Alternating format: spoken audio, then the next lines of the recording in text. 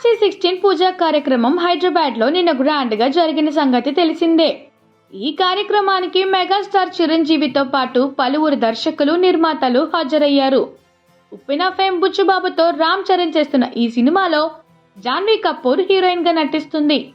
ఇక ఈ చిత్రంలో కన్నడ స్టార్ హీరో శివరాజ్ కుమార్ ఓ కీలక పాత్రలో నటిస్తున్నట్లు ఇప్పటికే కన్ఫర్మ్ అయింది.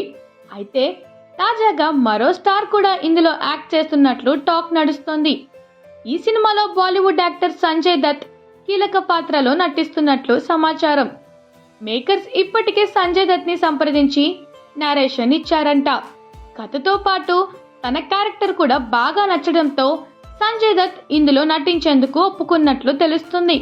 త్వరలోనే దీనిపై అధికారిక ప్రకటన వస్తుందని సోషల్ మీడియాలో వార్తలు వస్తున్నాయి. ఇటీవల సంజయ్ దత్ వరుసగా సౌత్ సినిమాల్లో కనిపిస్తున్నారు. ముఖ్యంగా KGF 2లో సంజయ్ దత్ చేసిన అదిరా పాత్రకి మామూలు రెస్పాన్స్ రాలేదు. హీరో యష్ కి విలన్ గా సరిగ్గా సరిపోయారు. ఇక ఇటీవల వచ్చిన లియోలో కూడా అద్దెగొట్టారు సంజయ్ దత్. ఇక ఇప్పుడు ప్రభాస్ నటించబోతున్న the Raja Saab Ram Pothineni double ismart లో కూడా సంజయ్ దత్ ముఖ్యమైన పాత్రల్లో కనిపించబోతున్నారు. ఇక తాజాగా RC16 లో కూడా సంజయ్ ఉంటారనే వార్తలు రావడంతో ఆయన ఫ్యాన్స్ ఫుల్ హ్యాపీగా ఉన్నారు. ఈ సినిమాకి AR రెహమాన్ మ్యూజిక్ అందిస్తుండటం మరో విశేషం. RC16 వర్కింగ్ టైటిల్ తో మొదలైన ఈ చిత్రానికి పెద్ది అనే టైటిల్ పెడుతున్నట్లుగా కూడా రూమర్స్ వినిపిస్తున్నాయి.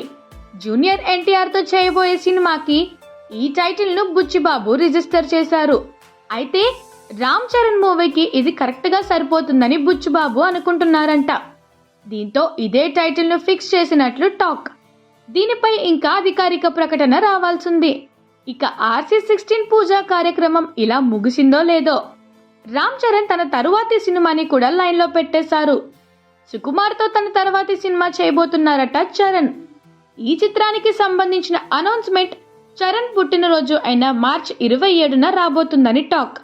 ప్రస్తుతానికైతే పుష్ప 2తో బిజీగా ఉన్నారు సుకుమార్.